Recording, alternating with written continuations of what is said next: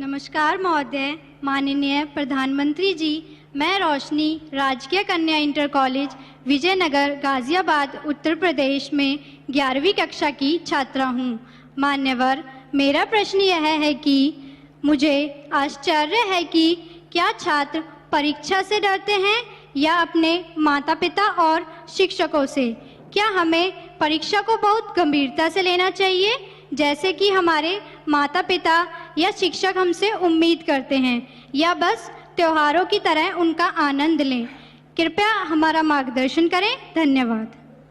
Thank you Roshni.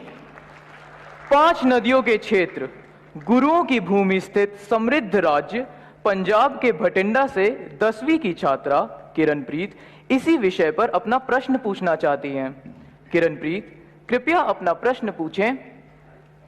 Good morning, Honorable Prime Minister Sir. My name is Kiranpreet Kaur of class 10th.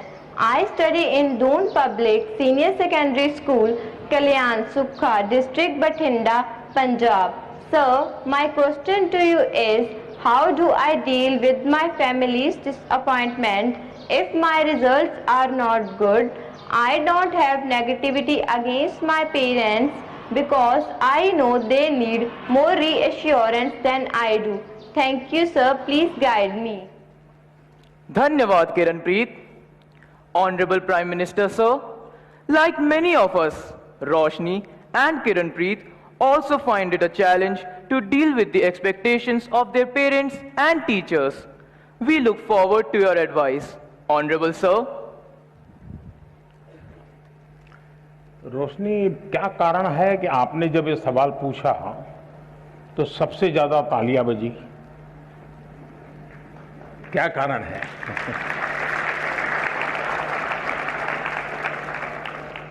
मुझे लगता है कि आपने सवाल स्टूडेंट के लिए नहीं पूछा है, आपने बड़ी चतुराई से पेरेंट्स और टीचर के लिए पूछा है।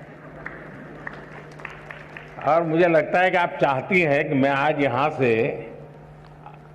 हर एक के पेरेंट्स को और टीचर्स को कुछ यहां से कह दूं ताकि आपके काम आ जाए।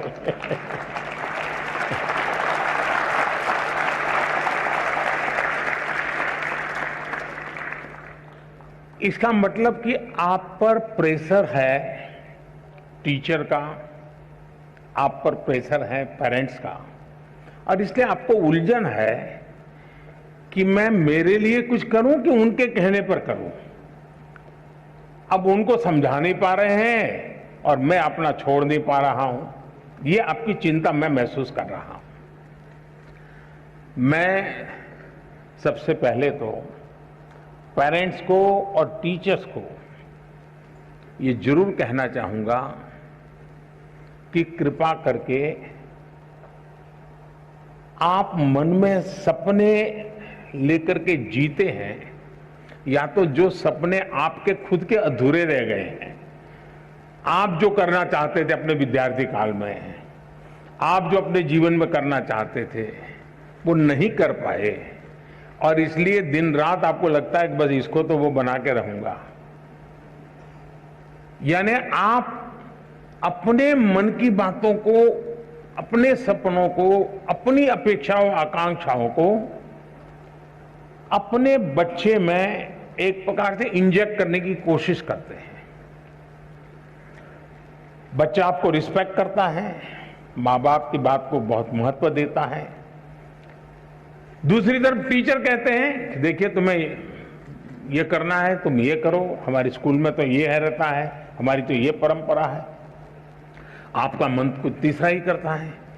और ज्यादातर हमारे बच्चों के विकास में ये जो कंफ्यूज और कॉन्ट्राडिक्टरी जो प्रभावों के बीच में उसे गुजरना पड़ता है, ये उसके लिए बहुत बड़ी चिंता का विषय होता है। और इसलिए पुराने जमाने में टीचर का परिवार से संपर्क रहता था। परिवार के हर लोग को टीचर जानते थे, और परिवार भी अपने बच्चों के लिए क्या सोचता है उसे टीचर परिचित होते थे। टीचर क्या करते हैं, कैसा करते हैं, वो उससे पेरेंट्स परिचित होते थे।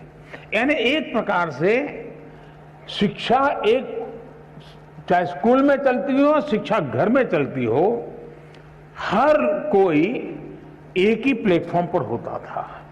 और उसके कारण अब क्या हुआ है, बच्चा दिन भर क्या करता है, माँ बाप को समझ नहीं है, जानते नहीं है।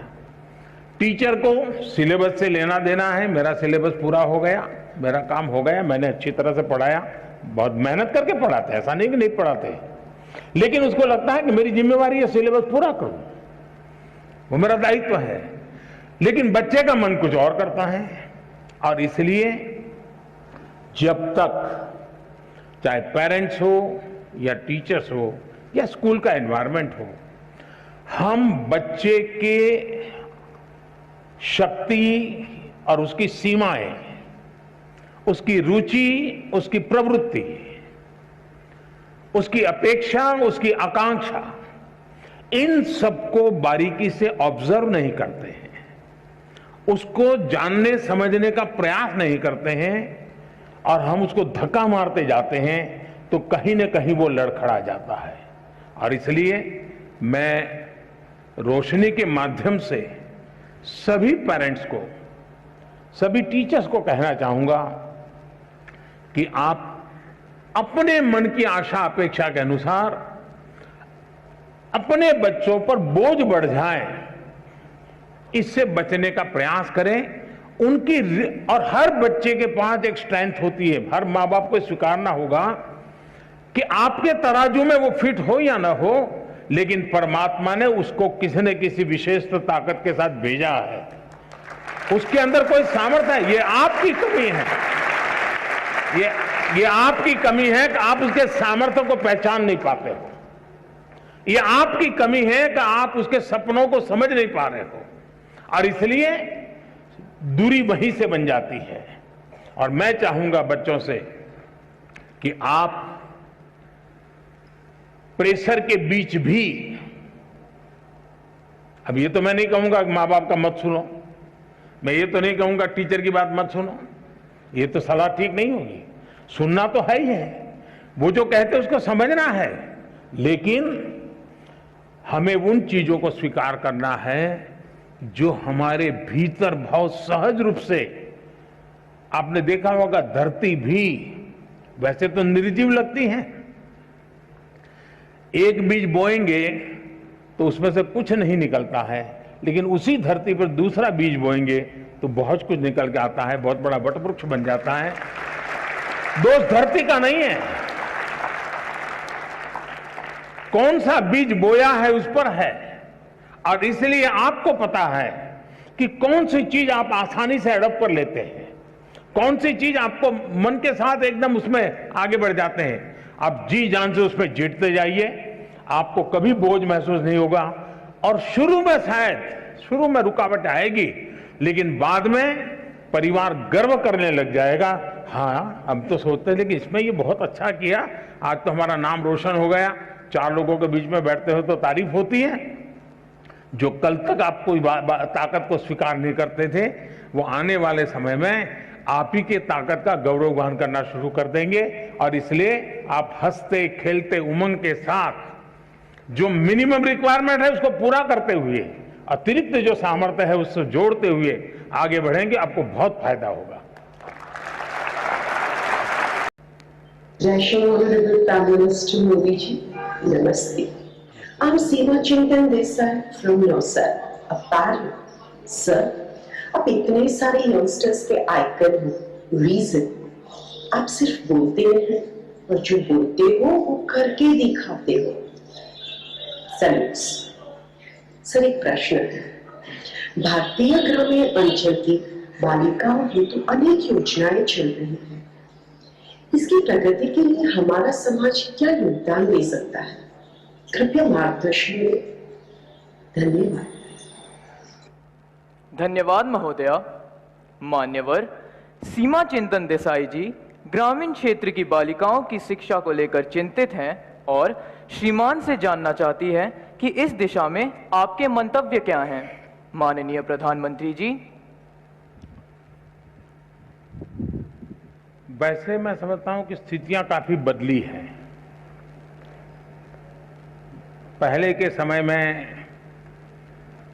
जब शिक्षा की बात आती थी तो माँ बाप को लगता था कि बेटे को पढ़ाना चाहिए। अपने लिमिटेड संसाधन से भी उनको लगता था कि इतने ही स्थिति है, चलो बच्चा पढ़ेगा तो कुछ कमाएगा। और कभी कभी कुछ माँ बाप ये भी कह देते थे, अरे बेटी को पढ़ा के क्या करना है भाई, उसको नौकरी थोड़ी करवानी है, अब वो तो अपना ससुराल जाएगी, वो अपना जिंदगी का गुजारा कर लेगी। ये मानसिकता का कोई एक कालखंड था। हो सकता है आज भी कुछ गांवों में कहीं पर इस प्रकार की मानसिकता बची हुई होगी, लेकिन बाय एंड लार्ज आज स्थितियां बदली है और समाज बेटियों के सामर्थ्य को जानने में अगर पीछे रह गया तो वह समाज कभी आगे नहीं बढ़ सकता।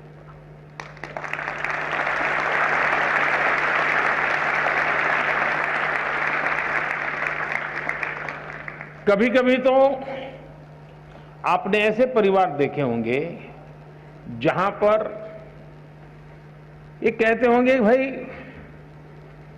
बेटा तो होना ही चाहिए ताकि बुढ़ापे में काम आएगा, बेटी तो क्या है वो तो ससुराल चली जाएगी, वो क्या काम की। ऐसी भी एक सोच हमारे समाज में है और कभी तो थी। लेकिन इतिहास अनुभव करता है और मैं इन चीजों को बड़ी बारीकी से देखता हूं। मैंने ऐसी कई बेटियां देखी है जिन्होंने माँ बाप की इकलौती बेटी, माँ बाप के सुख और उनके बुढ़ापे की चिंता के लिए खुद ने शादी नहीं की और माँ बाप की सेवा में जिंदगी खपा दी, जो बेटा नहीं कर सकता, ये बेटियों ने किया। और मैंने ऐसे भी परिवार देखे हैं कि घर में 4 बेटे हैं, 4 बेटों को 4 बंगला है, सुख चैन की जिंदगी है, दुख कभी देखा नहीं है, लेकिन माँ बाप वृद्धाश्रम में जिंदगी गुजार रहे हैं। ऐसे भी बेटे मैंने देखे। इसलिए पहली बात है, समाज के अंदर बेटे बेटी एक समान, कोई भेदभाव नहीं, ये आज के युग की अनिवार्यता है और हर युग की अनिवार्यता है। और भारत में कुछ विकृतियां आई हैं, आने के कुछ कारण रहे होंगे, लेकिन ये देश गर्व कर सकता है। अगर गवर्नेंस की बात याद करें तो किसी जमाने में अहल्या देवी का नाम आता था बेस्ट गवर्नेंस के रूप में। कभी वीरता की बात आए तो रानी की झांसी लक्ष्मीबाई का नाम आता था वीरता के लिए। बेटियां ही तो थी। यानी कोई युग ऐसा नहीं होगा। और हमारे यहां तो विदुषी, ज्ञान का भंडार बेटियों ने करके दिखाया है। तो पहले तो हमारी अपनी मानसिकता, दूसरा आज स्थिति बदली हुई है। आज तो आप देखेंगे नए जो बच्चे स्कूल आते हैं ना, तो बेटों से ज्यादा बेटियों की संख्या होती है, ये हिसाब आ रहा है। आज जो बेटियों के एस्पिरेशंस हैं, आकांक्षाएं हैं, वो कुछ कर गुजरने का जो जज्बा है, शायद कोई भी हिंदुस्तानी गर्व करे ऐसा है। और उसको हमने अवसर देना चाहिए और अवसर हमने इंस्टीट्यूशनलाइज करना चाहिए। कोई एक परिवार अपने तरीके से कर ले ऐसा नहीं। जैसे आपने देखा होगा खेलकूद में, आज खेलकूद में किसी भी स्तर का खेल चलता होगा, भारत की बेटियां हर जगह पे कहीं न कहीं अपना नाम रोशन कर रही है। विज्ञान का क्षेत्र देखिए, इतने बड़े बड़े अचीवमेंट विज्ञान के आते हैं, तो देखोगे तो उसमें आधे से अधिक तो हमारी बेटियों ने कुछ न कुछ पराक्रम किया होता है विज्ञान के क्षेत्र में। आप 10वीं 12वीं के रिजल्ट देख लीजिए, बेटों से ज्यादा बेटियां ज्यादा मार्क्स लाती है, पढ़ने की पास होने वाली की संख्या बेटियों की ज्यादा होती है। तो आज हर परिवार के लिए बेटी एक बहुत बड़ी एसेट बन गई है, बहुत बड़ा परिवार की शक्ति बन गई है। और ये बदलाव अच्छा है।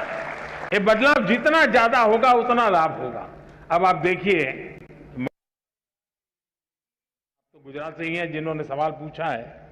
गुजरात में जैसे पंचायती राज व्यवस्था, अच्छी पंचायती राज व्यवस्था है, 50% इलेक्टेड बहनें हैं।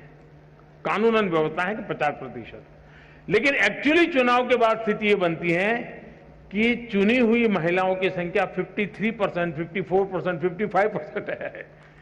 यानी वो अपने रिजर्व सीट से तो जीती है, लेकिन वो सामान्य सीट से भी जीत करके 55% तक कभी कभी जाता है और पुरुष 45% पे आ जाते हैं। इसका मतलब समाज का भी माताओं बहनों पर विश्वास बढ़ा है, तभी तो जाकर के वो जनप्रतिनिधि बनकर के आते हैं।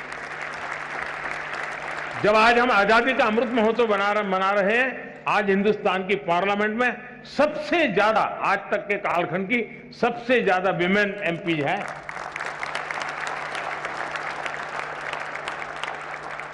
और गांव में भी देखा जा रहा है कि जो पढ़ी लिखी बेटियां हैं उनको लोग ज्यादा चुनना पसंद करते हैं। भले वो 5वीं हैं तो 7वीं वाली बच्ची को, बहन को चुनाव में जीतने के पसंद, 7 के सामने कोई 11वीं वाली है तो उसको पसंद करेंगे। यानी समाज में भी शिक्षा के प्रति सम्मान का भाव हर स्तर पर नजर आ रहा है। आज आप एजुकेशन फील्ड देख लीजिए, शायद कभी न कभी तो पुरुषों की तरफ से मांग आने की संभावना है।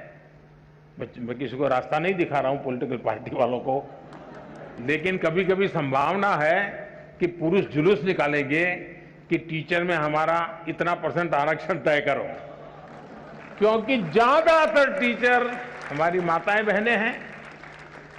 उसी प्रकार से नर्सिंग में ज्यादातर जो सेवा भाव, मातृभाव होता है, वो आज नर्सिंग के क्षेत्र में भारत का गौरव बढ़ा रहा है। भारत की नर्सिंग दुनिया में जहां जा रही है, भारत की आन बान शान बढ़ा रही है। इवन पुलिसिंग में, पुलिसिंग के अंदर आज हमारी बेटियां बहुत बड़ी मात्रा में आ रही हैं। अब तो हमने एनसीसी में बेटियां, सैनिक स्कूल में बेटियां, आर्मी में बेटियां, जीवन के हर क्षेत्र में, और ये सारी चीजें इंस्टीट्यूशनलाइज हो रही है। और मुझे समाज से भी यही आग्रह है कि आप बेटे बेटी में कोई अंतर मत कीजिए, दोनों को समान अवसर दीजिए। और मैं कहता हूं शायद समान इन्वेस्टमेंट से ही, समान अवसर से ही अगर बेटा 19 करेगा तो बेटी 20 करेगी।